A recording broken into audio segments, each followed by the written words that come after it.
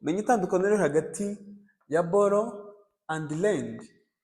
Borrow bisobanura gutira, like I borrowed the book, natiriye igitabo. Noneho borrowed from tuyikoresha is used to show who you take the thing from.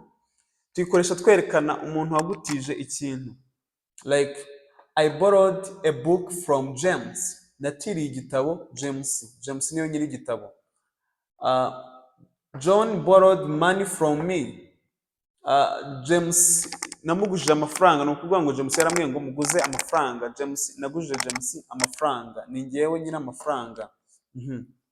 Lend ni gutiza cyangwa se kuguza.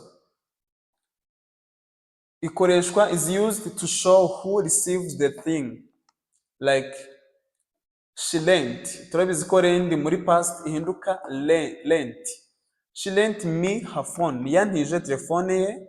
Alice lent her phone to me. Ushobora kuvuga ngo Alice lent her phone to me, Alice yantije telefone ye. Urundi rugero, he lent me money, yangujije amafaranga. James lent money to me, James yangujije amafaranga. Nimba warabuze umuntu mwitozanya icyongereza, jya kuri Instagram yacu, urabonamo iyi link, ukande kuri iyi link irete kujyana muri group yacu aho abanyeshuri bacu bari kwitoreza icyongereza. Kandi ntibagirwe kujya kuri YouTube channel yacu yitwa God's First English, hari amasomo meza kurenza aya, ndetse nawe wifuza kwigana natwe, ngizo nimero zanjye. Ikindi ntugende udasubije kino kibazo nimba wumva itandukaniro riri hagati y'aya magambo abiri. Thank you for watching.